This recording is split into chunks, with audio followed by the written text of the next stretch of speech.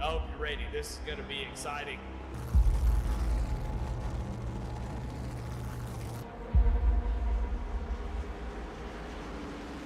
And the guy restarts up and go. Green flag is out and we're underway.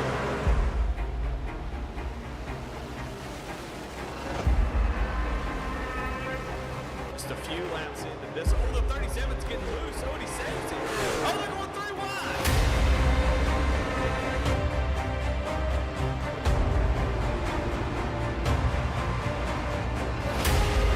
We've got a 5-way fight for the win of this race coming to 4 laps to go.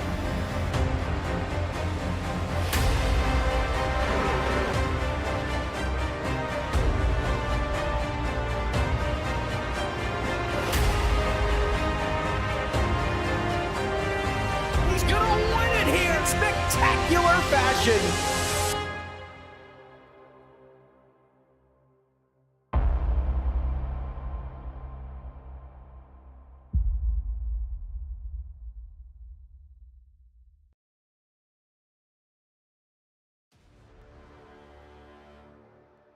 Well, ladies and gentlemen, for 2 weeks in a row, for the second week in a row, I should say, we are in Cheesehead Country.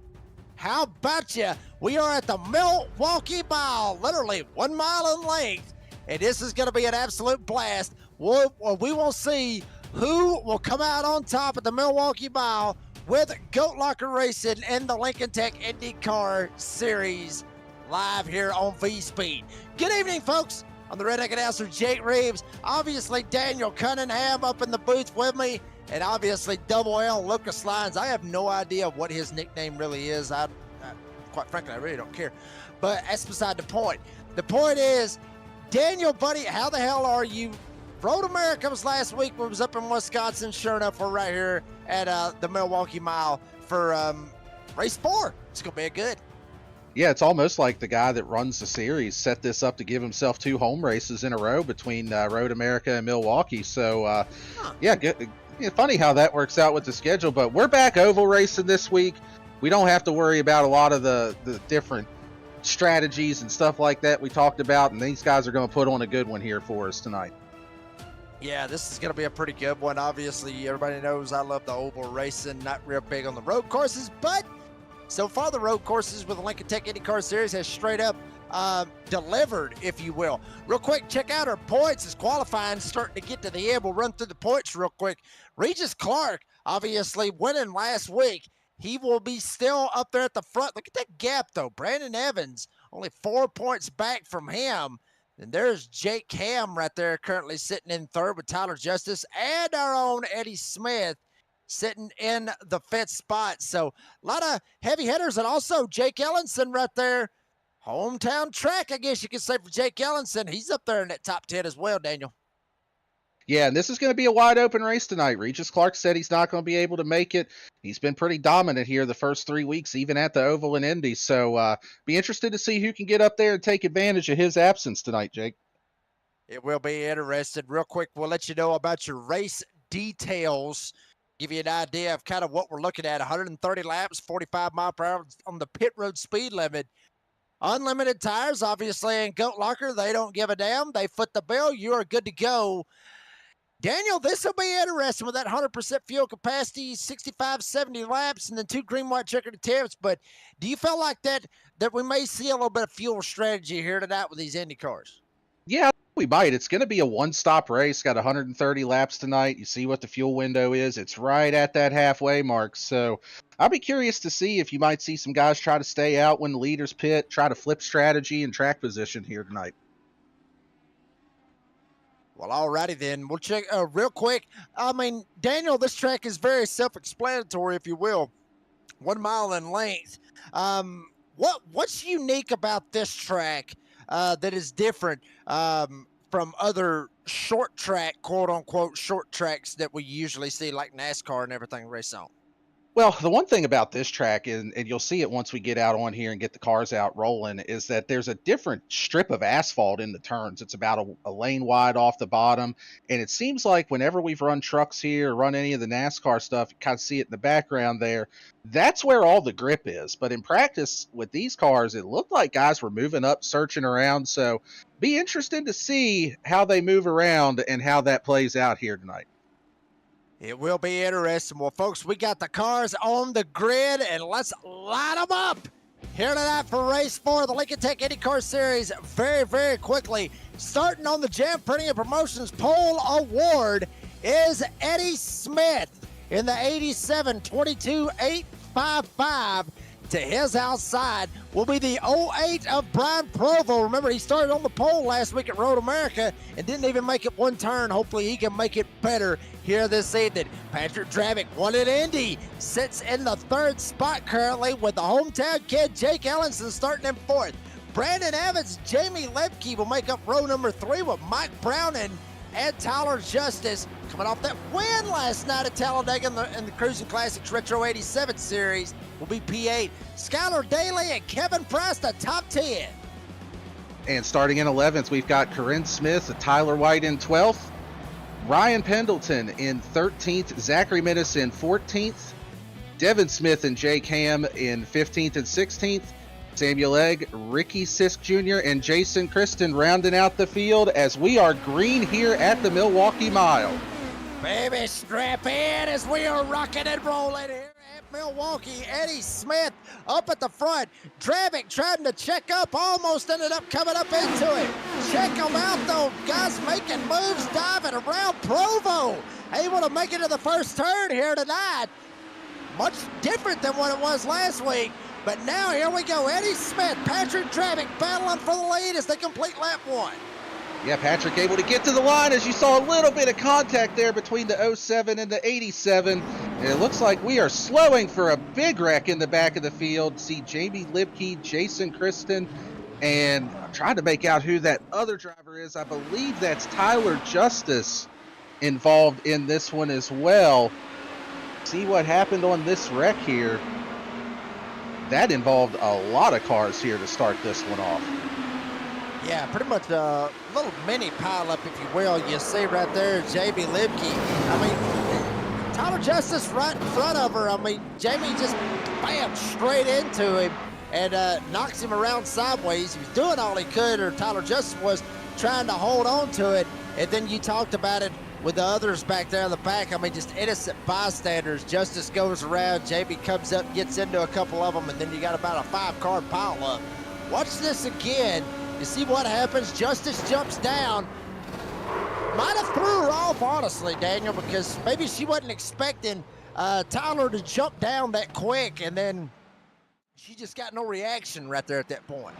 Yeah, and also something else that we've talked about throughout this series so far is just how aero sensitive these cars are. And with Tyler pulling down, not that Tyler did anything wrong, I don't want it to come across that way, but with Tyler pulling down a little bit later on the entry there, JB very well could have just lost that front downforce and just didn't have the stopping power that she thought she was going to have, and just led to that incident that we saw there.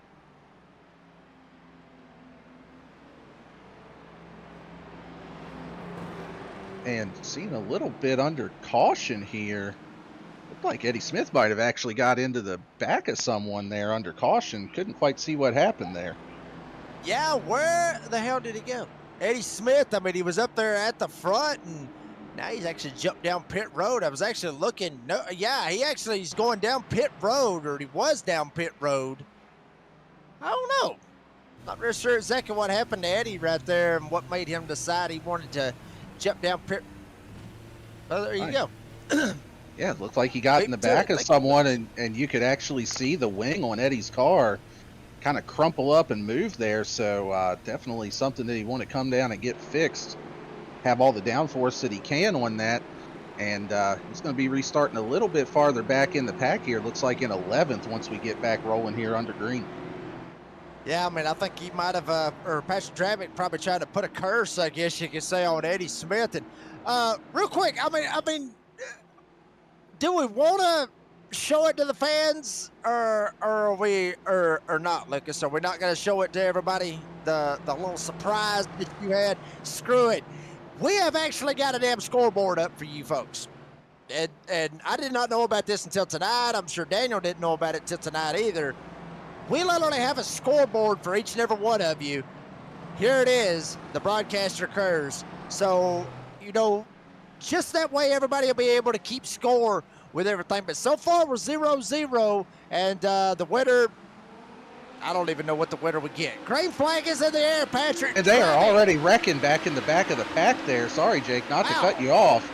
Somebody got a little air back in the back as we went back green. Looks like no caution. Everybody kept it straight, but man, that car started to take off back there as we get back up front to look at this battle for the lead. Yeah, I think a lot of it was just a little bit of a stack up on that restart, but they straightened it back out. Now up front, Patrick Drabick still holding on to the lead. Brad Provo trying to do a lot better than what he did last week. I mean, Daniel, I got to give him a little bit of credit, though. He is doing 10 times better than what he did last week. Last week, he didn't even make it through the damn first turn. He's at least making laps. But here's the other thing. Not only is he making laps, he's making them up here at the front as we got a little battle going off a third with the hometown boy, Jake Ellingson, and the U.S. Army car, Brandon Evans. Yeah, it looked like Jake got a little loose off of 4 there, and Brandon Evans is all over the back of him. So he looks to the inside down here in turn 3, see if he can clear that 27. Looks like he's going to be able maybe to slide up in front. No, Jake actually did a good job of keeping the momentum there and stay side by side back down here into turn 1. Yeah, Evans on the bottom, Ellingson up top, Mike Brown, and not too far back from them in the number 4, Kevin Price. Currently sitting in 6 right behind them as well. Ellingson able to get clear of Brandon Evans, take the 27 of Jake Ellingson up to P3. He'll try to set his sights on Provo and the race leader of Patrick Drabick. Interesting enough, Daniel, I mean, I looked down at the Goat Locker Racing channel, and Provo's at it, Ellison's at it, and Drabick's at it. Literally, the front 3 guys racing in the running order, the front 3, all 3 of them's in the same damn chat. Yeah, they're doing a good job right now. They all started up near the front, got the good track position to start. Brandon Evans still trying to break up that Goat Locker party as we look a little bit farther back in the pack here. Ryan Pendleton and Jake Ham for P9 and 10 putting on a good battle here. But you know what, Jake? We just talked about that new counter that Lucas created after, we'll say after all the curses that I put on people last week. So let's put you on the spot since we didn't get a chance to talk about it pre-race. Who are you keeping an eye on tonight? We'll see if we can toss them up there on the scoreboard later. No, I already know what you're trying to do. You're trying to throw me under the bus if I can beat you. Honestly, who I think we really need to be watching out for tonight, give me Jake. I mean, honestly, I know Ray Ellingson out there is going to be going, damn you, Jake. No, seriously, look. I've watched him race here at the Milwaukee Mile. You know, obviously they're saying it out there in the live chat, home track for them, 15 minutes from the house. He's been here. He's watched races here. He knows a lot about this racetrack. And I think a lot of that will come into play for Jake Ellingson. Is a while ago, he was about 2.5 seconds back. Now you see it already a little bit under 2 seconds, kind of evening out. But give me the 27 of Jake Ellingson. I think we really need to be watching out for him tonight. Daniel, who are you looking out for? I'll tell you what, I'm going to double down on last week, and since he just took the lead, I'm going with that 08 car again. That's going to be my pick. And I swear, Brian, I'm sorry if I screw you over again this week. I'll stay away from talking about you the rest of the season. I'll just let that up to Jake Reeves, and we'll just avoid it. But he just got around Patrick Drabick for the lead, starting to pull away a little bit from him here. So I'm going double or nothing on last week. You know what would have been really bad if you just called him out and then he got loose. I would have been like, oh, damn. Yeah, I think the curse is with you very, very much. He did get around him. Ellingson now under fire from Brandon Evans. Ray Ellingson out there, he raced on that track. That explains why he's usually pretty good here whenever we race. He's got a Yes. little bit of the insider edge that he's turned some real laps at this place. Yeah, that actually will help you out a lot, believe it or not. I mean, you get a little bit of a real feel for the track, I guess. It kind of works out in your favor, especially when you get on the sim. But he's got to watch himself. One of the best right here with Goat Locker, Brandon Evans, U.S. Army car, putting a lot of pressure on Jake Ellingson for that third spot. Provo trying to get away from Dravic, and Evans still fighting around with Ellingson. And I'm telling you, I mean, Eddie Smith, he's actually starting to claw his way back up there. There you see Eddie Smith in the 87 pole center, Jam Pretty Promotions pole award winner, trying to see if he can run down Kevin Price up here and slide on up there in the 7th spot. Or 6th spot, rather. Yeah, he restarted in P11, I believe it was, on that last restart. Gained 4 spots since then. We got one down in the grass as Eddie goes by, though.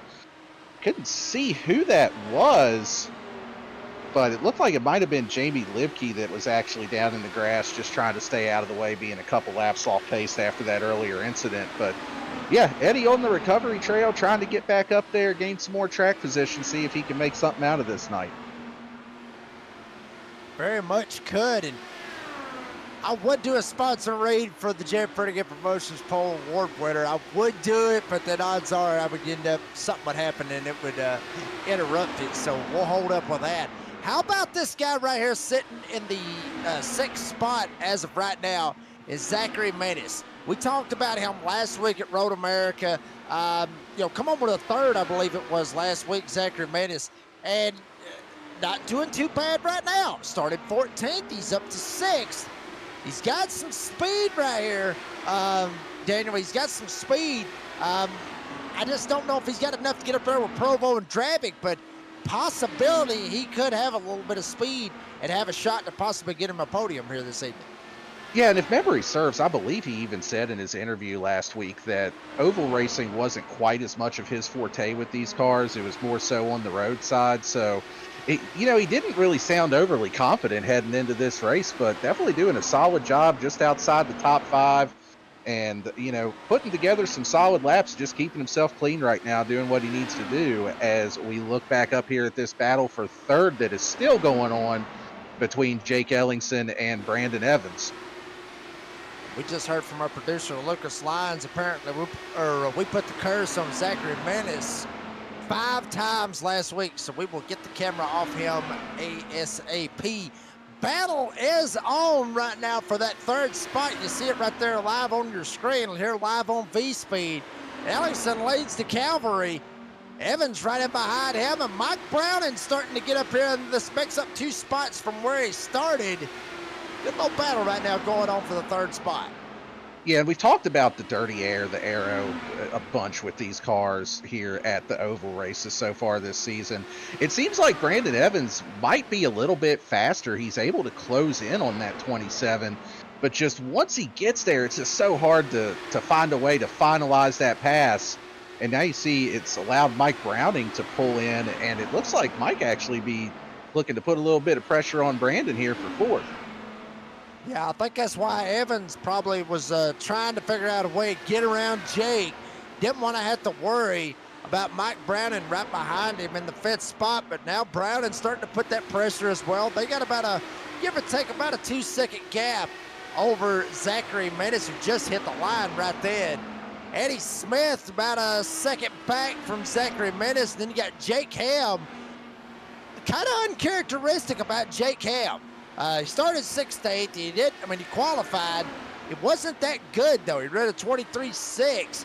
So he started 6th to 8th. He's only up 8 spots, up to the 8th spot, ironically enough. But this is kind of uncharacteristic, at least from what we've been seeing in Goat Locker out of Jake Ham, Daniel. We used to seeing him up there battle for the lead and this and that and this and that. And we're just not seeing it here this evening.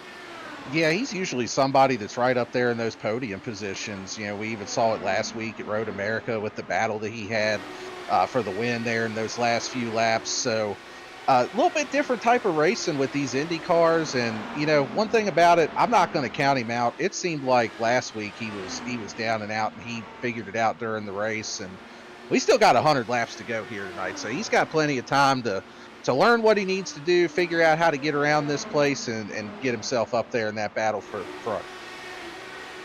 23 seconds a lap time is what these guys is running here with the Lincoln Tech IndyCar Series. Evans trying to go after Ellingson. Took a shot up on the top. Ellingson put the block on him. As they send it going down into turn number 3. Ellingson on the bottom. Evans trying to get a run up top.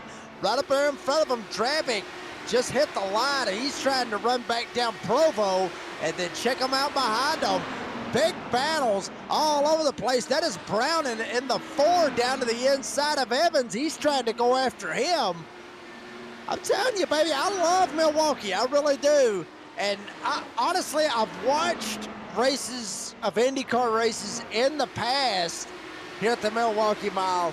I've never seen one on iRacing, at least now I have. I mean, this is the very first IndyCar race at Milwaukee that I've seen on iRacing. This is the very first one, and it's really turned out to be a fantastic one.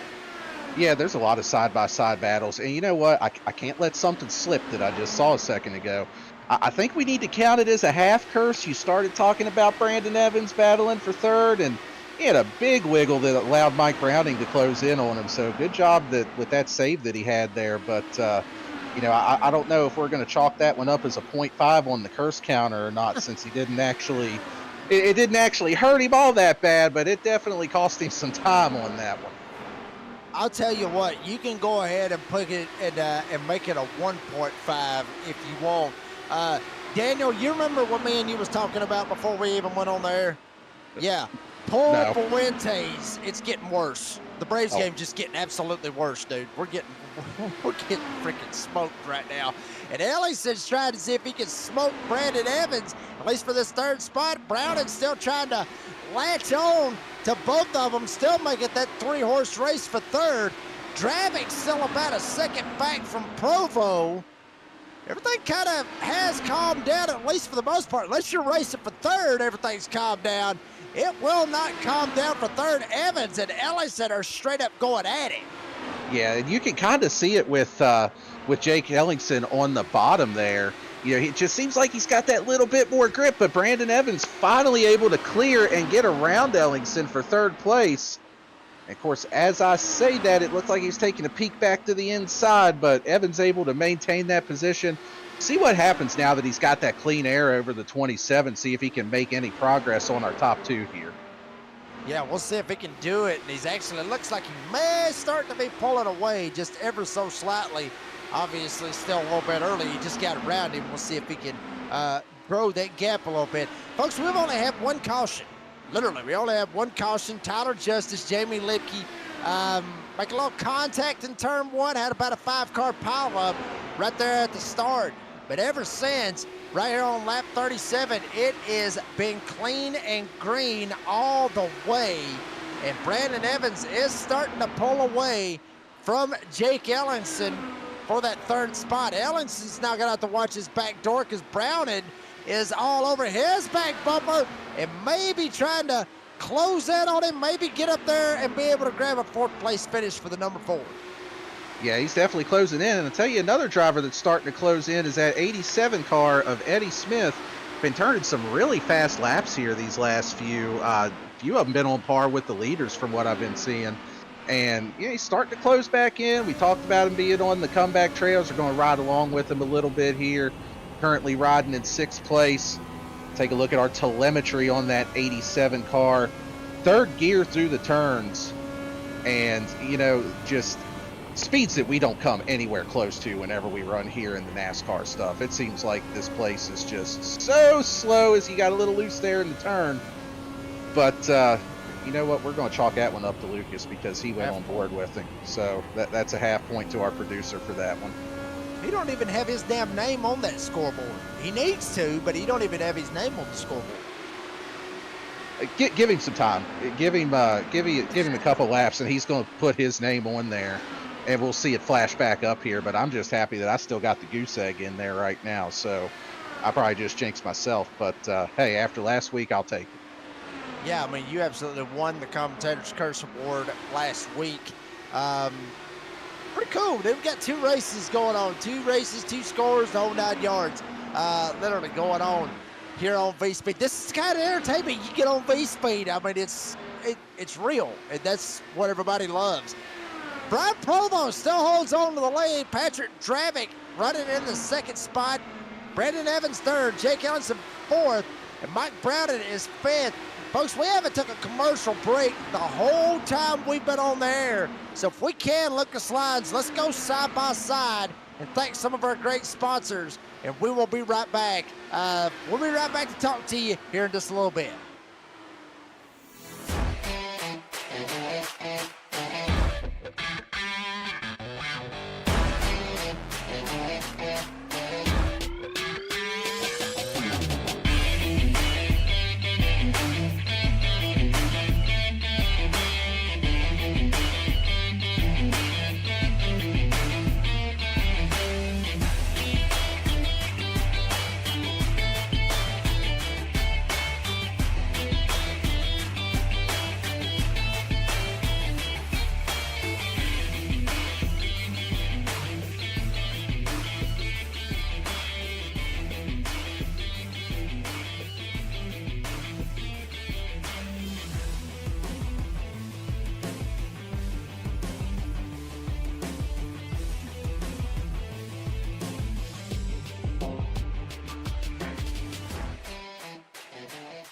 Superior quality, ultimate protection, and the highest level of craftsmanship. We make our gloves for the hard worker that wakes up every morning and gives 110%. You deserve the highest quality protective gear that's going to work for you, day in, day out. We know it can be tough deciding what companies to trust for your hard-earned money. It's all in our name. We've mastered our craft to help you master yours. We make our gloves rugged, durable, and designed for you. Whatever the job is, we have you covered. We are your glove station. A thriving job market and low cost of living, plus a wide range of veteran benefits, make Indiana the perfect place for veterans of the United States military to call home. InVets can help you find that home. We're an organization started by veterans to help former service members transition to civilian life in our state. InVets can help you find the community with the career opportunities, housing, schools, and amenities that fit your lifestyle. To learn more about InVets, visit us at invets.org today. And folks, we are back here at Milwaukee Mile for the Lincoln Tech IndyCar Series, race number 4 of the Summer Series. Redneck National Jake Reeves here with Daniel D. Cunningham and Double L Lucas Lyons. Real quick, we didn't have a whole lot of time to talk about it if we can, but Eddie Smith was Jam Printing and Promotions Pole Award winner. And obviously we would like to read that ad from Jam Printing and Promotions. Since forming in 2013, Jam has contributed printing and promotional sponsorships to more than 60 local nonprofits with a primary focus on organizations that assist veterans, women, and children. They have been with Goat Locker Racing since the very beginning, local and veteran certified. When they do well, they do good in the community, and obviously they are the title sponsor for the Jam Printing Promotions Pole Award winners. So thank you very much to Jam Printing and Promotions. Eddie Smith back there, and good Lord have mercy, what in the hell has he got himself into back there with Mike Browden, now Jake Ellingson back here. Oh, we got Jake around. Jake, no! Jake Ellingson goes around. That is a caution, and you can go ahead and chalk a point up for me on that one, Lucas. Yeah, that was a lot of lap traffic and a big battle for position there. I believe that's Tyler White that they're trying to navigate. And he's just doing his best to stay out of the way, not really doing anything wrong, just running his line. Jake looks to the inside here. Don't know if maybe he got in there. Yeah, it looks like he got in just a little too hot. You saw that tire lock up, starts to go around, bounces off of Jake Ham and into the outside safer barrier. Going to take a look at it here from the onboard. get another view of what happened, but just an unfortunate set of circumstances. And, you know, getting down here to the end of the tire run, end of the fuel run, don't know how well these cars are handling. He gets in there, just a little lock up, little twitch, and that was all she wrote. Well, I guess he can give me a point on that one, and Miss Ray Ellenson will give me the middle finger out there in the live chat. If she wants to, that is perfectly fine, because I more or less put the curse on him because I picked him. I did pick him. Just didn't work out of that. We got some pit stops going on. Everybody coming down. Getting 4 freshies, sending it back out there on the racetrack. And, boy, that might have, what do you think, Daniel? Do you think that might have changed things, or what do you think here? Do you think that might have changed some stuff in, as far as the complexion of this race? What's going to be interesting here is whether or not they're going to be able to make it to the end. You know, we saw on that graphic in the pre-race, we were looking about 65 to 70 laps on fuel. This is going to put them just outside of that window. And these cars have a lot of different tools, like with engine maps. There's one that they can run under caution to help save a little bit more fuel. Looks like it's Jake Ham, I believe, coming down pit road this time to top off with fuel. So, I mean, they've got things that they can do that maybe they can stretch it and get to that 75 lap mark. But, man, it's going to be pushing it.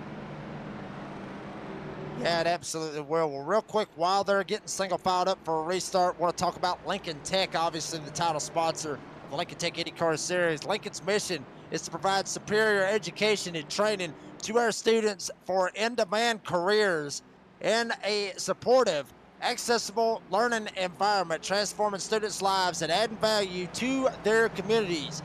They are one of the largest automotive technology schools in the nation with 23 campuses.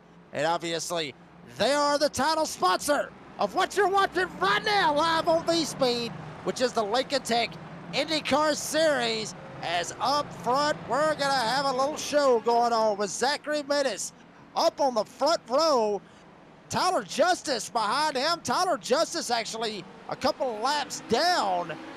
So this is going to be interesting. The leader stayed out, kind of trapped all these guys that was going to try to take the damn wave around. Trapped them 1 lap down. They're trying to race to get back on the lead lap. So Menace stays out on the racetrack. Justice trying to catch up as well. And Brian Provo, your pick, Daniel, currently sitting in the 2nd spot, but he's still fighting that traffic. Yeah, it's something that's a little bit different than what we see on the NASCAR side, you know, with the double file restarts. All those lap down cars that were in between Zachary Menace and Brian Provo would have been sent to the back of the field. But with it being single file, they retain their position. So gonna be a little bit of a challenge here for Brian to navigate this lap traffic, try to keep that 07 behind him too. Yeah, I mean, obviously that 07 Patrick Dravick starting to put a little bit of a pressure right now on Brian Provo. Provo up top. Here comes Dravick down to the inside trying to go around the 80 of Kevin Price. He will make that pass and basically just following Provo all the way to the front. Mike Brown, and he's currently back there in the 4th spot, just kind of laying in the weeds back there. You see him just right there on the bottom of your screen. But Dravick starting to kind of try to reel in Provo. Provo trying to figure out a way to reel in Zachary Menace in the 364. Yeah, and really what Brian is probably thinking right now is just run your race, because Zachary Menace has yet to pit from the beginning of the race. So based off of what we saw, I mean, yeah, we had a couple of cautions in there, so it can stretch it a little bit farther. But he's probably only got about another 10, 15 laps of fuel, and he's going to end up having to make a green flag pit stop if we don't see another caution before then. Yeah, and if he's got to take a green flag pit stop, he is in deep doo-doo. And you don't want to do that. You don't want to. You do not. Oh, no. Please tell me that, yes, that was Zachary Menace. That was indeed Zachary Menace, our leader. It looked like there was somebody trying to unlap themselves. As we pull up the replay here, see what exactly happened. I'm trying to see who that was behind him. Jake, are you able to make out who that was trying to get back around? Yeah, that was Devin Smith in the 24 that you see right there, that white and black car down on the inside. Not real sure if Zachary Menace came down or Devin just set it in the corner. Looked like Devin more or less sends it in the corner, gets him in the left rear, sends him around, riding on board with the 24, Devin Smith. You see him, he's now he's back on the lead lap after he ended up breaking the damn leader. But anyway, watch Devin trying to get back on the lead lap, sends it on the bottom. You see Menace, he sends it. Devin, obviously on the fresher tires, gets a better run and just drives straight in the back of Zachary Menace and spins him around. Yeah, and from the first angle that we saw, it looked like there may have been a little bit of net code there between them too. But yeah, at that point, with the way that he had drove into that turn, I think they were going to make contact whether or not net code happened. But that's going to be really close to putting these guys within that pit window that we talked about earlier. Of course, all the ones coming down now are definitely going to be good to go to the end on fuel. But with the caution, would think that should be enough to allow guys like Brian Provo, Patrick Drabick, Mike Browning, the ones that stayed out on this caution, should be enough to let them save to get to the end here if it goes green. Yeah, that's if it goes green. Remember, folks, this is short track racing. We've already seen a little bit of the sending, a little bit of the sending, if you will, sending it in the corner and then sending others and spinning them around. So we've already kind of seen everything out of that. 9 cars is on the lead lap. 9 cars on the lead lap as the pace car lights is off. So this will be the 1 to green. If you're keeping up with the score, the broadcaster curves, Daniel Cunningham currently leading right now. I'm at 2.5. Lucas is at 1.5. I don't even know how he got half a point, but I know he got 1. I don't even know where he got the 0.5 at. I don't even know where his 0.5 come from. But 9 drivers is on the lead lap. This is how they will restart. As far as the lead lap cars will be, Brian Provo will be your leader. Patrick Drabick will be second. Mike Brown in third. Ryan Pendleton started 13th. He is all the way up to 4th. Jake Ham, we saw him at the back. He started 16th. He is up to 5th. Brandon Evans is 6th. Devin Smith, after that little bit of a iffy little run in right there with Zachary Menace, he is 7th. Jason Kristen is up to 8th. And Kareem Smith is up to 9th. Rest of them 1 lap down or more as we're getting ready for a restart. And Provo hits the restart zone. Green flag back in the air. We're racing once again at Milwaukee. Provo sends it down into 1. Drabick trying to work the inside lane. And check them out as they fan out off turn 2. Yeah, good battle going on here for the 4th and 5th position between teammates there, between Jake Browning and Jake Ham. I'm sorry, Mike Browning. I don't know where I got Jake Browning from, but between Mike Browning and Jake Ham. And good race between the two of them. Looks like Browning is going to retain that position for now, and they are going to have Brandon Evans joining the party here before too long behind them. And Daniel, I just watched them just a little bit. Watch them. They done the same thing that I've seen them do. They're going to do it again. Look, already snaking. We saw that when we was at Indy, obviously with those long straightaways at Indianapolis, the snaking trying to keep the draft out. And now they're starting to do that a little bit here on the Milwaukee Mile. Does that help you as far as the lead car? Does that help you trying to do the snake to try to break the draft, or does it actually hurt you with your entrances and in the corners and all that good stuff? I mean, does it help you or hurt you? Whenever I've run in any of these races where guys start snaking, I usually just hold my line because I end up screwing myself up trying to get down in the turn as Patrick Drabick's going to go to the inside of Brian Provo, run side by side through 3 and 4 for the lead.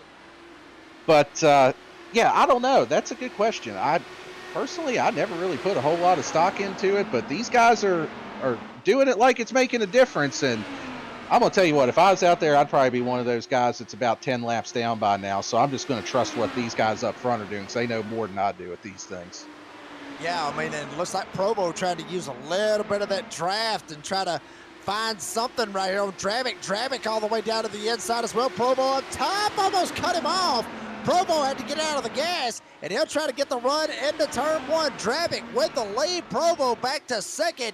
Ryan Pendleton and Mike Browning sitting back there 3rd and 4th respectively. Watching the battle for the lead is on. Provo sends it, overdrives the corner, comes up, tries to get a run. Boy, this is what these fans wanted to see. here tonight at Milwaukee Mile. They wanted to see a good old-fashioned short track race with the Indy cars, and boy, they are absolutely getting it. Yeah, they are definitely throwing some moves. Every time I see Pat do that snake down the front straightaway, I'm just waiting for him to dirt track that thing through 1 and 2 with the way he's entering the turn. But, I mean, you can see it there, trying to break the draft. Not quite as aggressive on that one, but, you know, this is the point of the race. You don't know if you got another pit stop. You definitely got to do what you can to try to keep that position and keep that clean air out front. Yeah, I mean, you got to do what you got to do to keep that car out front. Provo still trying to find a way around him. Flip-flop back. Look at the third-place battle with Pendleton and Browning. They are slugging it out. They may end up having a new visitor with them in the form of Jake Ham sitting in the 5th spot. Evans not too far back from Jake Ham as well, so Evans may try to jump up here and make it up into the top 5 as well.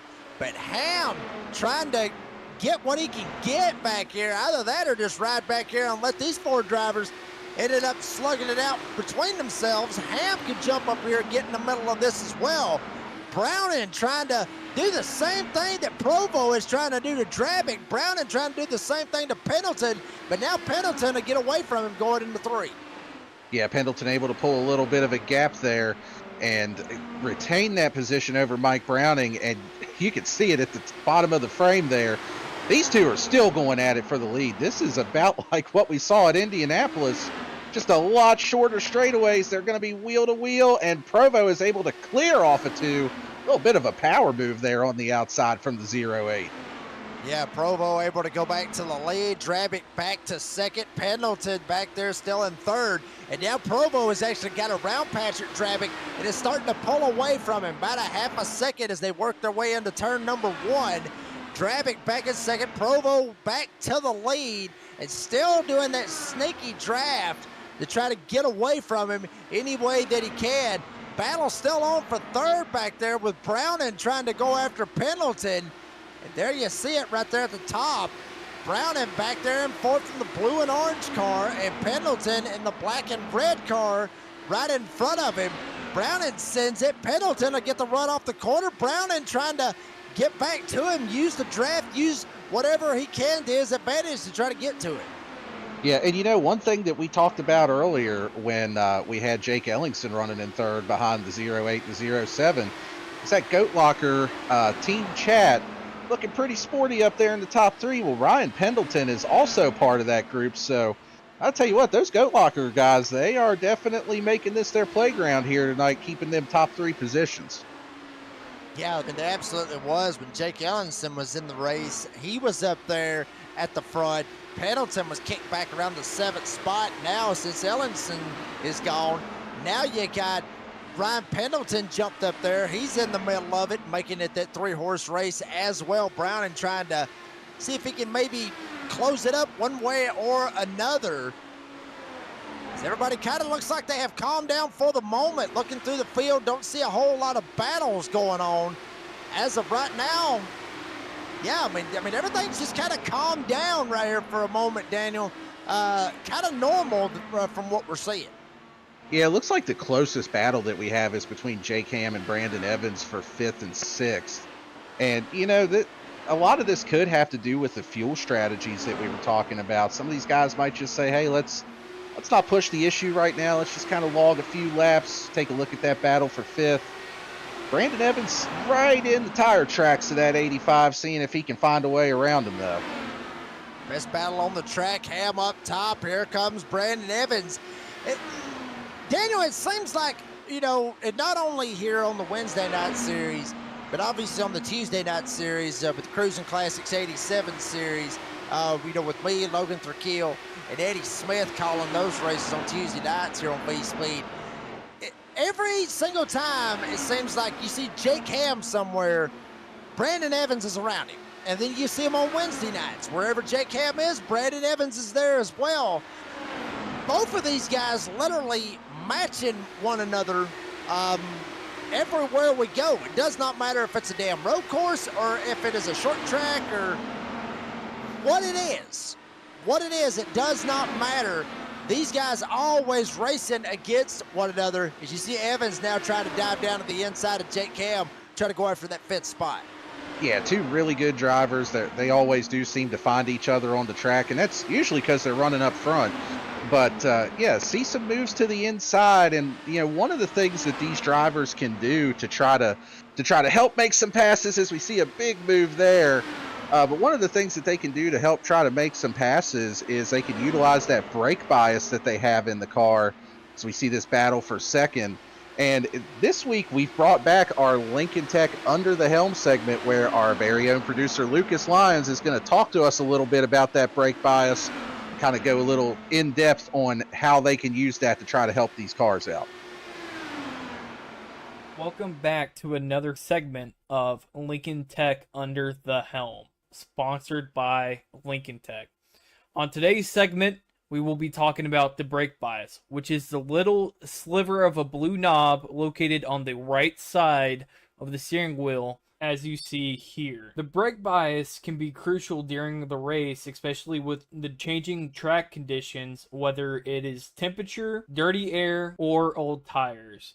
The brake bias allows the driver to change their front or rear brake bias inside the car to help the car rotate into the corner or tighten it up going into the corner. Changing the brake bias can be crucial for anyone in the race. It is not just for the leader to help improve their lap times with the clean air, or someone further in the back who needs a little bit more rotation to make the pass. Now, let's send it back up to Jake and Daniel to continue our coverage of the Lincoln Tech IndyCar Series at Milwaukee.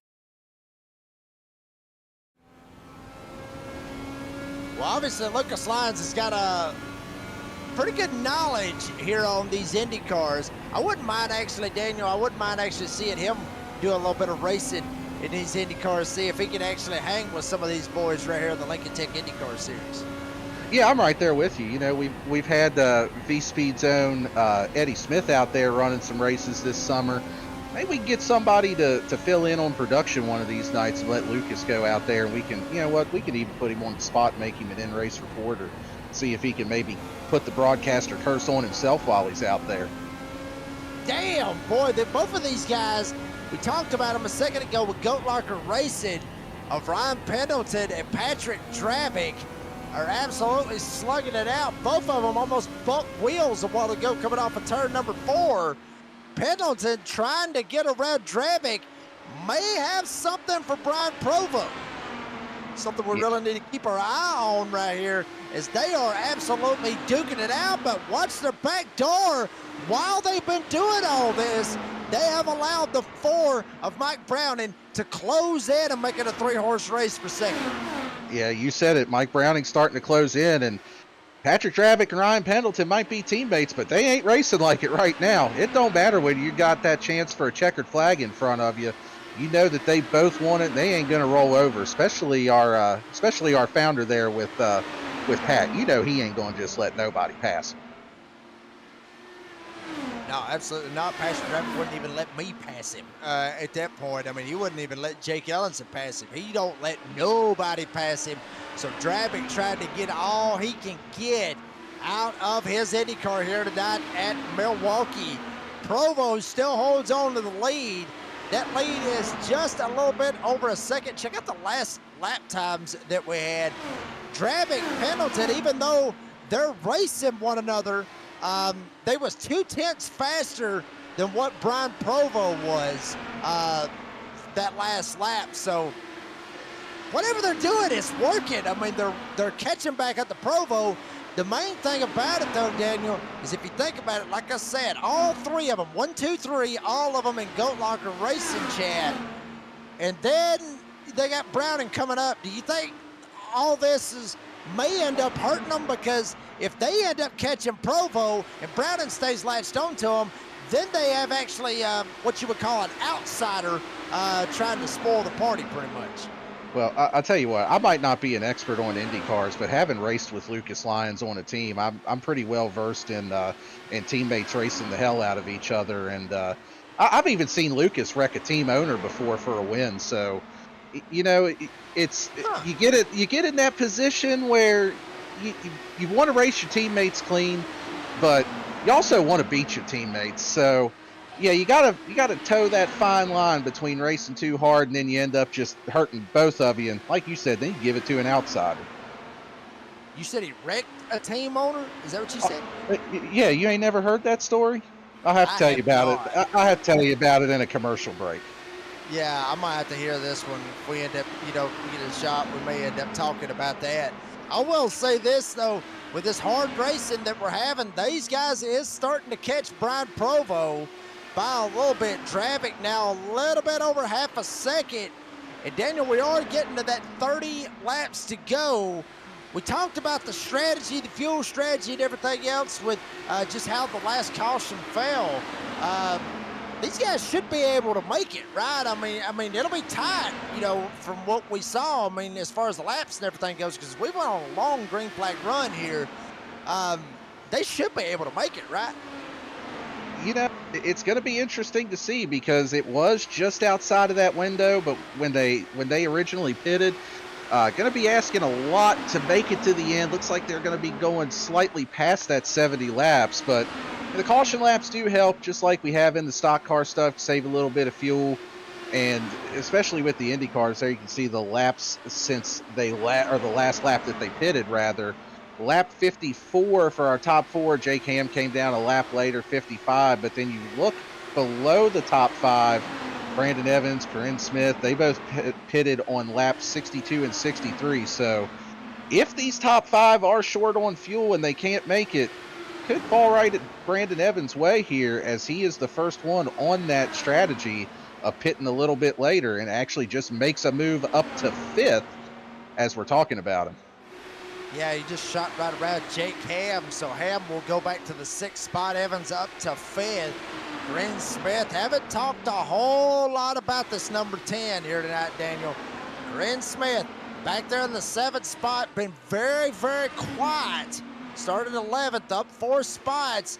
A lot of drivers look for that. We haven't talked a whole lot about Corinne Smith, probably because they haven't been doing that good. Or they get caught up in a wreck early, or something happens to somebody like Corinne Smith. This might be one of those nights where they say, you know what? Let's just take it easy. Let's just get us top 10, and let's just get out of the Milwaukee Mile, and let's see if we can build some momentum off of it. Yeah, and so far it's working out. Really solid night, gained a few spots from where they've started, and just keeping their nose clean, which is half the battle with these things. Literally, we already saw that at the Daytona Road Course. Guys bumping into one another, knocking off the front wing, losing the downforce, all that good stuff. So, yeah, I mean, you got to be careful to keep the nose clean any way that you can. Or just say screw it and just send it like they're doing up here for the lead. Ryan Pendleton up here in this mix as Dravic goes down to the inside, battle for the lead is on. Provo up top. Pendleton thought about giving a bump draft to Provo to get the outside lane rolling. Dravic's got a run on the inside, no set ahead for the lead. Dravic will lead that lap. Pendleton thinks 3 wide at 1. Yeah, Pendleton thought about making it a goat locker 3 wide down into 1. And not sure what happened to Pat there off of 2. Not sure if he just got loose or what happened, but he drops back to third with Mike Browning on his rear wing. Brian Provo back to the lead here over Ryan Pendleton. But I'll tell you what, they ain't done yet. This thing is far from over. 4-horse race for the P1 spot. Brian Provo back to the lead. Pendleton got around Dravic for second. Good drive by Ryan Pendleton, getting some momentum. I mean, anybody that watches on the Tuesday night series knows about the Ryan Pendleton situation. He has, for better lack of words, he has been in trouble. I mean, he sucked. And I don't mean that in a bad way. I mean his luck has sucked, for the viewers on Tuesday nights. Think about Rockingham. Think about Charlotte. Some of those races, they just did not fall his way, breaking out when he was up there at the front. So Pendleton, this would be a little bit of a confidence booster for Pendleton to get second, or screw it. Let's go for the lead down on the inside of Brian Provo, side by side with Go Locker Racing up at the front. Really big move down there. See if he can send it into turn 3 to get alongside that 0-8. Brian Provo goes back to the bottom, able to get a good bite, but Pendleton's going to have the run off of 4. Going to be side by side back to the line. Side by side on the inside, lap car up in front of him.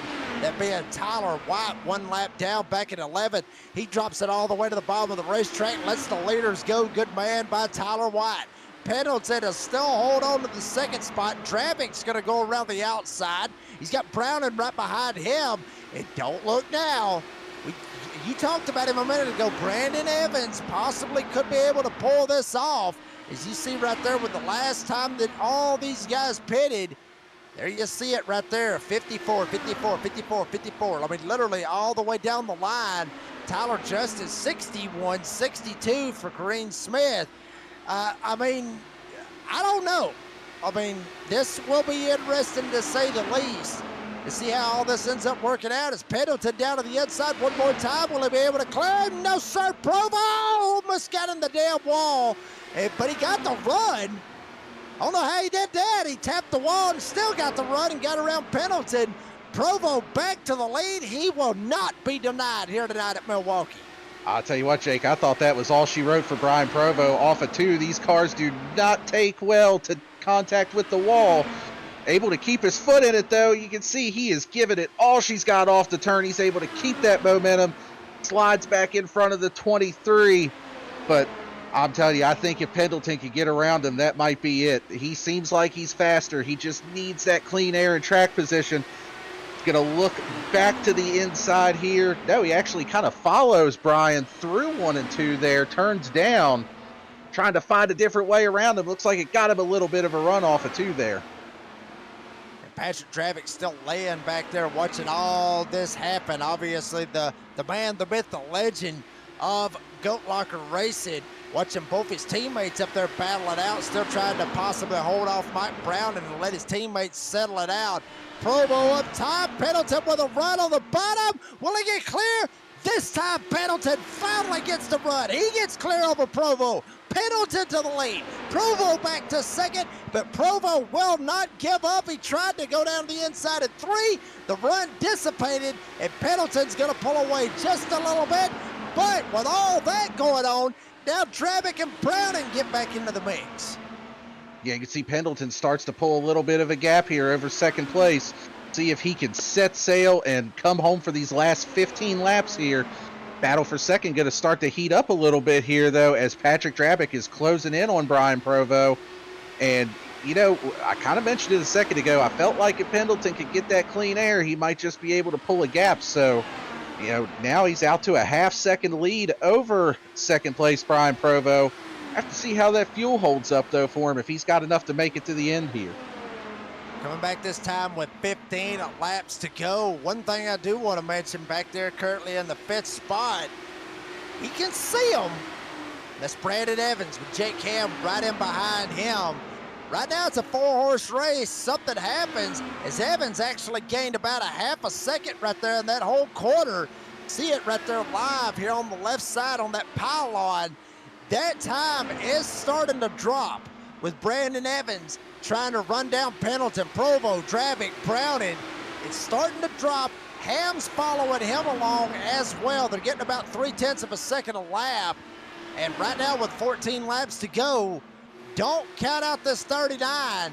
If these guys at the front start falling off even more, Evans could possibly catch them. And with Ham right behind him, could make it a 6-horse race instead of 4.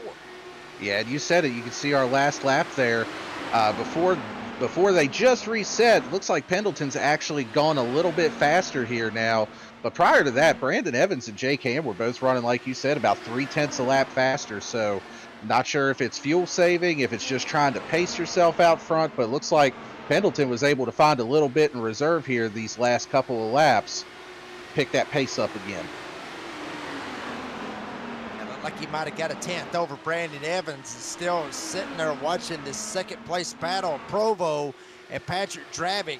Pendleton has actually checked out to about a second gap over his Goat Locker Racing teammates. Browning's actually fell back a little bit in the 4th spot. Evans trying to run him down. as we are very much nearing 10 laps to go. Daniel, I mean, okay, what's the odds we get a caution within the last 10 laps? What's the odds we get a caution at this point? Well, now you're just trying to tee me up to put the curse on somebody, as we see our curse counter down there in the bottom right-hand corner, trying to make sure I don't finish with that goose egg. But, man, I don't know. These guys they've gotten a little strung out here. Not a ton of side-by-side right now. You have a battle for 5th between Brandon Evans and Jake Ham, but I don't know. I think this has got the feel of a green flag finish here, Jake. What do you think? You know what? I think so too. Honestly, I believe that it will be a green flag finish. I think we're going to end up going all the way. But 9 laps to go. Look at Evans right here, starting to close in on Browning. And it's not that Evans is starting to catch Pendleton in them. It's that Browning is actually slipping back, and so is Drabick. Drabick's actually starting to slip back a little bit into the clutches of Browning, and also with Evans and with Ham as well. Both of those guys, for Provo, well, all 3 of them, Provo, Drabick, and Browning, are starting to slip back into the clutches of Brandon Evans. Ryan Pendleton is gone. Look at it right there. You see the times. Evans kind of mirroring what Pendleton is doing, but other than that, I mean, that's pretty much it. I mean, Provo, Drabick, Browning, they're just falling back literally into the clutches of Brandon Evans. Yeah, and Ryan Pendleton's actually built up enough of a lead here that if he is just a tad short on fuel, we can kind of back the pace up a little bit, try to save a little. You see 1.6 seconds between our top 2. And this is what I'm looking at right now, is just Mike Browning. Can he find a way onto this podium? You know, I saw Regis Clark in the chat earlier giving a shout out to his teammates in Browning and Jake Ham, and they're definitely having solid runs tonight. See if we can find a way up there around our leader. I say our leader, our league leader. Yeah, absolutely. Yeah, I mean, yeah, obviously the leader. The hell kind of leader? Daniel, you getting crossed up? You getting me crossed up 9 ways to Sunday. Here we go. They're trying to figure out a way. Provo, though. Actually, Provo is now the leader. You just talked about it a second ago. Well, Ryan Pendleton, could he save enough? He was a tad short. It looks like he was not. And remember, Pendleton, Provo, Drabick, all of them pitted about the same time on their laps. I don't know now. This has really changed the whole complexion of this damn thing. Provo leading with 4 to go. Drabick in second, Browning in third now. Yeah, that really opens up the question, like you said. Can these other guys that pitted earlier make it? We had said it was about 5 laps or so outside of their window, and we also see, to add a little bit of salt in the wound, black flag for Ryan Pendleton for speeding on pit road. Unfortunately, his race was pretty well over with that late stop anyway, but just a little bit more insult to injury there. 3 to go, coming to 2 to go. Will Provo, will Drabick, will Browning be able to make it? Will Evans be able to make it? Jake Ham, will all of them be able to make it? Provo's going to pull it in. Provo not able to make it on fuel. He'll jump it down pit road. Drabick goes all the way up to the top side. Browning tried to close it as well. Brandon Evans starting to latch onto this bad boy as we're coming to the white. As you said, coming to the white flag, this is far from over. Can Mike Browning and Patrick Drabick make it to the end on fuel? We're going to go green to the end, though. White flag is in the air as they head down into turn 1. White flag here at the Milwaukee Mile. Patrick Drabick leads them one at Indy earlier on this season, and Browning right in behind him. Mike Browning will get one last shot at Patrick Drabick. Will he be able to get there? Does not look like it's going to happen unless he slips. He does not. Patrick Drabick able to hold them all off. He will win it here tonight at Milwaukee Mile. Mike Browning comes home second. Brandon Evans third. Jake Ham fourth. Jason Kristen, 16 seconds back just now, hits the start-finish line and comes home with a P5. But the night belongs to the man, the myth, the legend, Patrick Drabick. Yeah, he definitely surprised me. I didn't think he was going to be able to make it, but Yeah, he did a fantastic job stretching the fuel, able to bring it home and get his second win of the season. He might be the one to beat on these ovals here this season with the way this is shaped out so far. And we'll watch this Patrick Drabick right here at the start-finish line. Will he do the burnout? Will he just sit there and just soak it all in here in front of the Cheesehead State, here in Wisconsin? And no burnout. He just says, to hell with it. I'll go ahead, take the lead, take the win, and I'll go ahead and pull it straight into victory lane, and I will be happy with that. So how about that? Neither one of us even had him, even in the picks that we were thinking out of that one, Daniel. Neither one of us even mentioned Patrick Drabick and who we thought was going to win this thing. Yeah, he definitely showed us. That's that's what we get for not picking the guy that runs the show around here. So I'm sure he'll have to give us a hard time about that and say I told you so or something like that we should have picked him. Yeah, we'll probably end up catching a lot of crap for that one, probably right here when we get ready to post-race interviews. Folks, we're going to take a quick commercial break. We'll round up our podium finishers, get you the race results right here after this commercial. Don't go anywhere. You've been watching Go Locker Racing with the Lincoln Tech IndyCar Series live here on V-Speed from Milwaukee.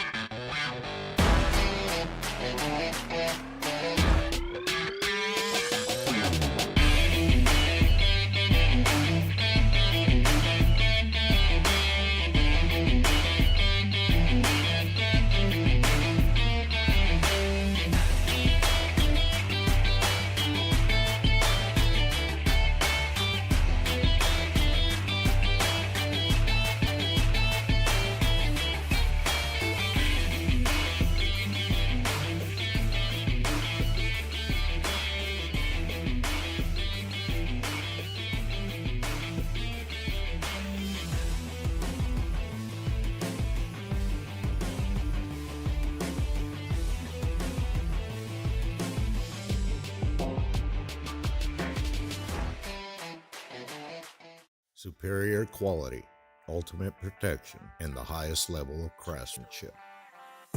We make our gloves for the hard worker that wakes up every morning and gives 110%.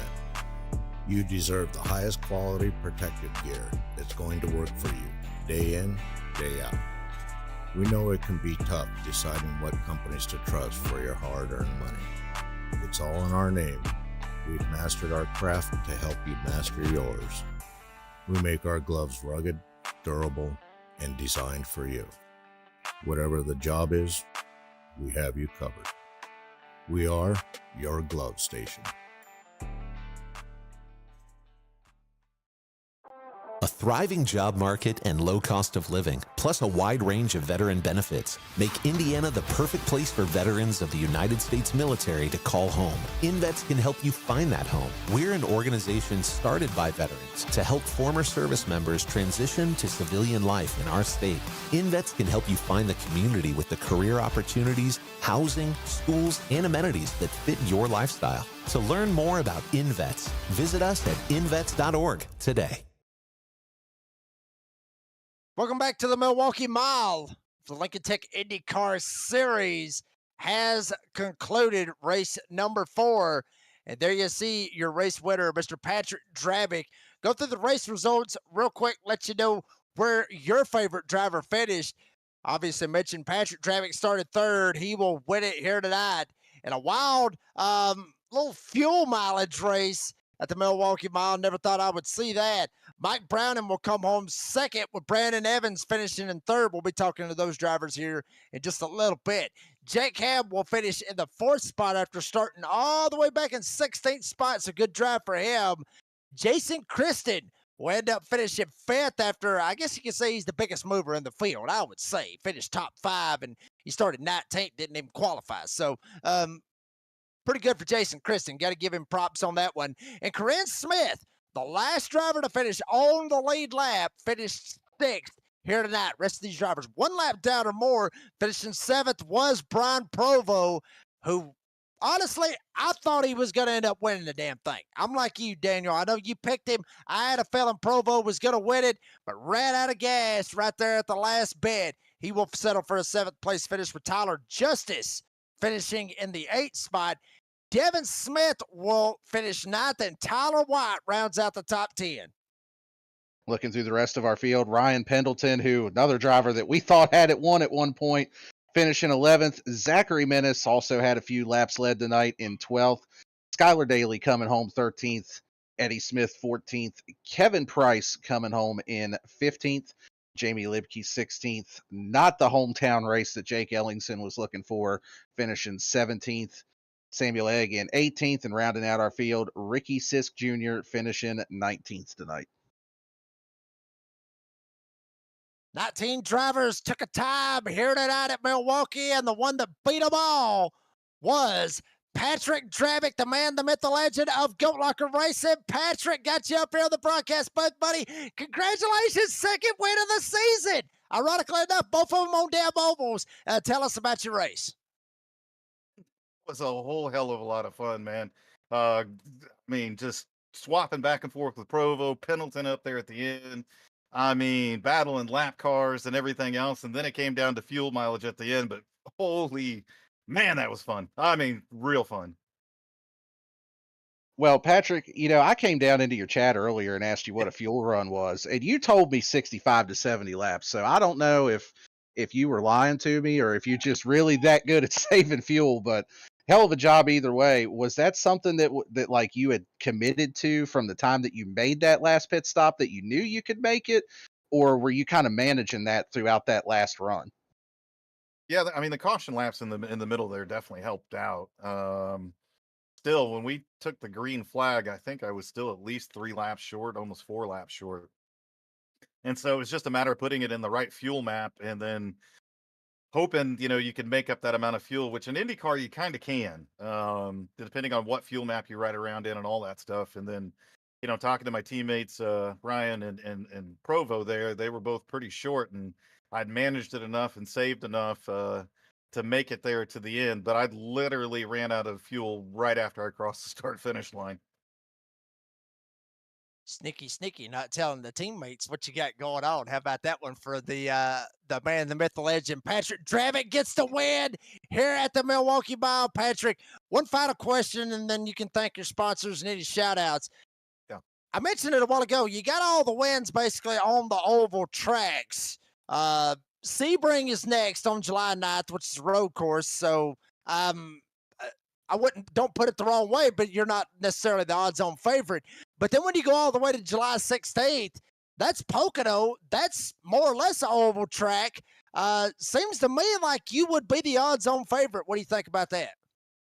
I mean, first and foremost, Mr. Reeves, I got a bone to pick with you from last night's broadcast, saying, the owner of the league could just push people out of the way and all this other kind of crazy stuff. So, all right, man. Well played on that one, you son of a bitch. But I loved it. That was quite awesome. Thanks, buddy. I really appreciate that. I haven't had a chance. One thing or another has kept me out of the road course racing here in IndyCar. The first week I had a board meeting because of the nonprofit and getting everybody together. Last week my internet was out. These cars are so much more fun on road courses. I can't wait to get to a road course. So I wouldn't say I'm not the favorite next week. We'll see. Regis Clark has been killing it. So we've had 2 road course races, and Regis has won those, and we've had 2 ovals, and I've won those. So who knows, man? Maybe we'll keep swapping back and forth. But I'm just so pumped that IndyCar is here at Goat Locker Racing, and it's such a blast, man. So and then I mean, Dan, you're doing an awesome job up in the booth, and Reeves, you can go. Well, you know what you can go do.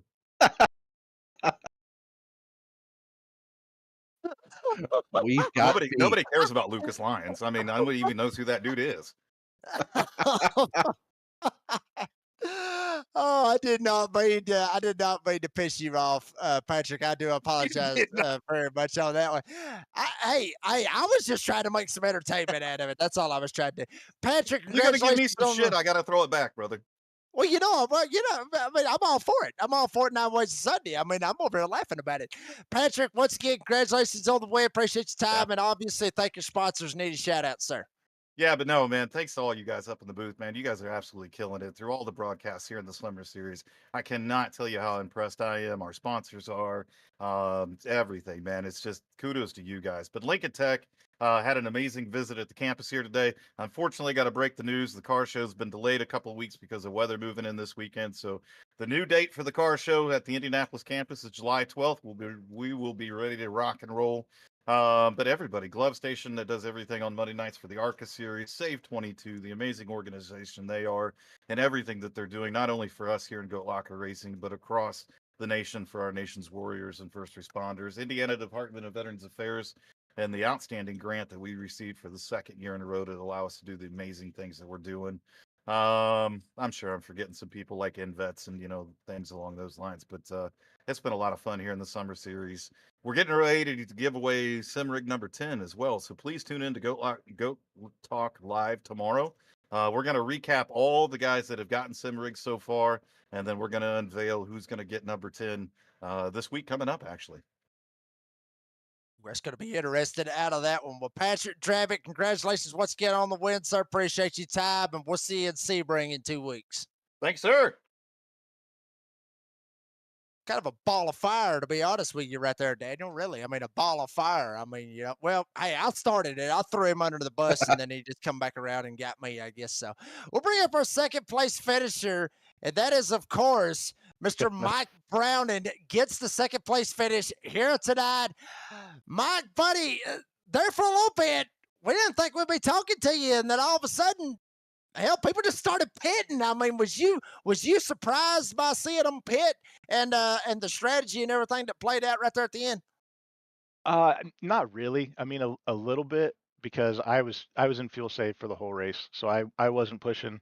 I was coasting into the corners and just really trying to focus on saving fuel and not running out. And my plan was last 5 laps, I just gonna put it in map 1 and just go like hell. And I got a little nervous and waited a couple more laps. I think if I would have turned it up, I might have been able to get Pat, but those guys were fighting the whole race, and I just had probably the best seat in the house just to watch them. Well, you did a phenomenal job getting up there to P2. I owe you a quick apology on something. I called you Jake Browning earlier in the broadcast. I don't know where in the hell I came up from that. I think I combined your name and Jake Ham. So sorry off the bat for that. But you had said that your strategy was just go like hell there at the end and try to get Pat. What did you need to try to get up there and get around him, or did you think you had a shot to be able to get to him there at the end? I mean, I don't know. I think I had a really good line running the bottom and just rolling the corner, and I could stay with him while I was fuel saving. And I feel like I had a little bit better grip on through the middle. But the way they were coming in and doing such a late apex and coming down across, as soon as I would catch any of that wake, I'd have to lift, or I had so much center speed that it was either hit him or back out of it. And there was one time on the last lap where I think it was the last lap, I kind of got underneath of him, and I knew he wasn't going to quit moving, and I don't think I have the skill to hold it where I was. So I kind of backed out a little bit, but I think if I would have probably tried to set something up a little bit sooner, I might have been able to do it, or just said hell with it and turned the map up and took the chance of running out. But it's hard to throw away a podium finish. I haven't had anything close to this all summer series, just a ton of bad luck and wrecks, and finally got in a position that I wanted to have a good solid night. Well, it seems to me like Mr. Browning had him a solid night, gets him a P2 here at the Milwaukee Mile. Mike, one final question, then you can transition to your sponsors and shout outs, buddy. I mean, the Milwaukee Mile, what it means, I guess, to Indy cars. I mentioned it a while ago that this was actually my very first race watching Indy cars on the Milwaukee Mile on iRacing. I've seen real footage of it, but this is the very first time I've ever seen it as far as iRacing. It looked very similar to what it would in real life. I mean, because iRacing is obviously as realistic as it gets. But do you feel like that it is pretty damn close to what you would actually experience at IndyCar racing around here with the drafting and the snaky drafts and all that good stuff? Oh yeah, I mean it's way better now with this car. I've always loved this car, and what they've done to it in the last few updates, it feels more real. You get into somebody's wake, and you got to know how to react to it. Otherwise, you're gonna end up in the fence, or you're gonna get passed by 3, 4 people. So with these guys, you make a mistake like that, and you're done. You got to be as perfect as you can be, and that's exactly how real life is. So I've never been here. I'm from Iowa. I live 4 miles away from the Iowa Speedway, so I'll go to that track over Milwaukee any day, just because I don't want to go up and accidentally run into Jake Ellingson or anything like that. So Damn, we got beef flying. We got beef flying around all over the place here tonight. Well, Mike, I love Jake. obviously. Jake's good. Oh, we love Jake. Every single one of us loves Jake, and and I love me too. But Mike, obviously, congratulations on the second place finish. Appreciate your time. Before we let you go, any sponsors and any shout outs, sir? Yeah, just Jam Printing Promotions, Lincoln Tech for putting on the series. You guys, V Speed, you guys put it on an awesome broadcast. My 2-year-old son loves watching, just yells race cars, and every time there's a crash, he gets all excited. So appreciate you guys for doing it, taking time out of your night. Alexander PCs, and this is the first time that I've had burnouts for Bennett on my car and had a podium. My nephew, Bennett Browning, he has leukemia. He's been battling for close to a year now. We got a few in the Discord. We got a few flyers with their GoFundMe on it. If anybody wants to donate, the whole team, Black Sheep guys, Regis has been hammering away with this car and giving us tips and tricks, and Jake for just being there to hold off Brandon Evans just long enough so that I could have this finish. Hell of a teammate right there, and I really thought Evans was going to get me, but then Smart Avenue Realty. Thanks for everybody. Thanks for you guys, and this is an awesome night. Well, Mike Browning comes home second here tonight, buddy. Congratulations on that. Appreciate your time. We'll see you in Sebring in 2 weeks. Thank you guys. That was Mike Browning. Everybody going after the Jakes, I guess, here tonight. Everybody's going after the Jakes. We'll go to the third place finisher, which is Brandon Evans. We'll see if he tries to go after one of the damn Jakes at this point. Brandon, come home with a third here tonight, buddy. Regis Clark wasn't here. You're able to kind of gang up on him, might jump him in the points. How was your night? Tell us how your race went. Yeah, qualifying was okay. Started fifth. Just trying to figure out the car. I thought right out of the gate, I was like, "Oh, okay, I'm maintaining fifth," and they crashed or whatever, and then kind of stuck around in the same position, and then somewhere in the middle of that run, later part of the run, I'm like, "Whoa, I'm starting to wheel some people, run some people down." I expected to to battle with Jake or at least just stay with him, because I know he's better at these cars than I am. But I started catching him, and man, we went to war for I don't know how long, until he finally slipped and I was able to get by him. And then I looked on the stint analyzer, and I was flying from like lap 45 to 65 on tires, and I really needed that to go green so I could have tried to at least catch the leaders on the before a pit stop. But then they wrecked, and so we had to kind of start all over. But at the end, I thought, hey, I'm just going to come down to get fuel. I'll restart like ninth or 10th or whatever it is. And then I wasn't sure if those guys could make it on fuel. And then I knew I could just leave it in map one and send it. And me and Jake Ham battled forever. And that was probably the reason why I couldn't catch them at the end. Because when we started that battle, Mike and them, they pulled away probably 2 seconds on me in the midst of that battle. And then I think he just let me go at one point, and then that was enough to hold me back. So, if it would have went another lap or two, maybe I could have caught him. They for sure would have ran out of gas. But yeah, just played the fuel game and played the long run speed as usual. Well, really solid run tonight, Brandon, getting up there on the podium after, to be honest, it didn't look like you were going to get there for a while. So a really good job with that. You had mentioned having that long run speed. and it definitely seems like that's your strong suit in these cars. What do you feel like you need to work on for that short run to be able to try to gain some of that track position, like on the restarts, and get ahead of some of these guys a little bit earlier? Yeah, I think it's just understanding where the grip's at on the racetrack. The ovals, you would think, like for me, I'm an oval guy, I run NASCAR cars all the time, but for the IndyCar, man, like it's you have to treat it like a road. You have to treat the oval like a road course still. Like you have to search for the grip, find the line. The traditional line that you might run at a track is not the conventional line. And for Milwaukee, I knew basically one line, and so I didn't have any confidence in any other position on the racetrack. So for me, I think I just need to put a little bit more seat time in and understand like, hey, if I'm going to go on a push 3 to 4 laps, like this is what that looks like, and figure out where I can run. So really just seat time and practice going forward.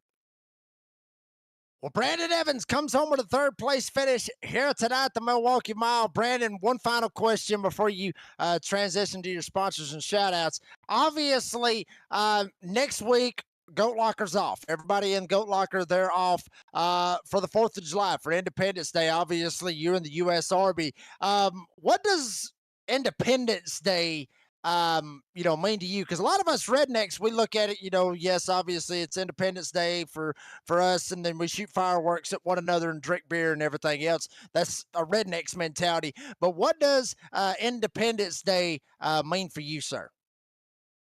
Yeah, I mean, growing up as a kid and then joining the army, Independence Day for me started out the same way as you. You like blow stuff up, so go do that, eat good food, be with family. For me, I think it's just appreciating being with my family and being in our country because I still don't think there's a lot of people out there that just don't appreciate it enough. I think, and if you think back and try to put yourself in the shoes of those before us that founded our country and what courage that those patriots had to do what they did to establish our country. To me, that's pretty awesome. And so just to think back to that, it's also the anniversary of my great grandmother's passing. So 4th of July kind of changed for me, but we remember her. And again, just being with family and being appreciative of where we live. Well, Brandon Evans comes home third here tonight. Brandon, appreciate your time. Congratulations on the third place finish. Before we let you go, any sponsors and any shout outs? Oh yeah. I want to thank iRacing and Above the Yellow Line, Sim Motion. I want to thank Lincoln Tech, and I want to thank you guys in the booth. I want to thank the United States Army, Go Army. I want to thank Premier Racing Setups. I want to thank the guys on the Save 22 team. Man, I love racing with these guys a couple times a week.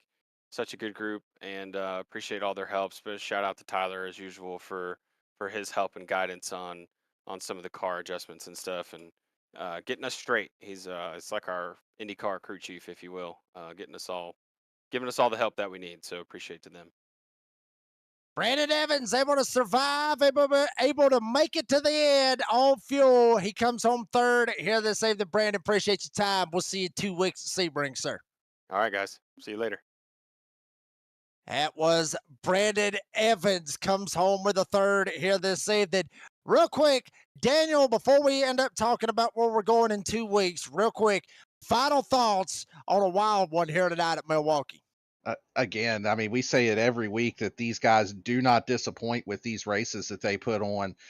You had a little bit of everything. You had, I mean, just absolutely wicked battles for position side by side. You had the fuel strategy. And, I don't know if Lucas has it ready to queue up or not. If we can take a look at the broadcaster curse count here. I surely don't remember jinxing anyone throughout the night unless we're counting Brian Provo having to pit there at the end. uh, I'll take full responsibility for that. But a lot better for me this week after jinxing about I think half the damn field last week. So and you know what? The other thought I got to give, I don't think there is a more fun interview right now in Goat Locker than when Patrick Drabick gets up here. You don't know what that guy's going to say when you get him up here in the booth anymore. Yeah, it might get a little bit door banging download crazy, to be honest with you. That would be yeah, Yeah, and if you've never heard the episode with me and Patrick Dravick on my podcast, The Door Bang, and download on Spotify and Apple Podcast, I surely much consider or I encourage you to go and listen to it. Hide the kids because it does get a little bit wild, but it was a great conversation. We had a lot of laughs, and honestly, I didn't know what the hell I was getting into, neither Daniel. But yeah, absolutely. Patrick Dravick obviously gets the win. Big for him, 2 wins on the season. Pretty much tying Regis Clark because Regis Clark won Daytona Road Course and also won Road America. So tied for the most wins here for the summer series here with the Lincoln Tech IndyCar Series. 2 weeks is going to be a good one. Sebring. Daniel, I got to be honest with you. I ain't even bought the damn track. I don't even have the track yet. I've never raced on it. Well, I have. Forza, Gran Turismo. I've done a little bit on that. I've never raced on it on iRacing. But if it's anything like that last turn coming around to hit the start-finish line, if it's anything like it is on Xbox and PlayStation, holy hell, everybody hold on. It's going to be a good one. Hey, I've run GT3 cars there once or twice in the 12-hour race, and it is an absolute blast. It is a fun road course. Got a lot of history. I've been trying to convince Jake Ellingson that we need to throw some rain out there for that one. That got shot down pretty quick because apparently it don't ever rain in Florida. But it's going to be a good race next week no matter what. For 2 weeks. I disagree with that. I've seen rain literally damn near hailstorms in Florida. I've seen damn near hurricanes in Florida. So I don't see how that is even possible. But anyway, that will be in 2 weeks.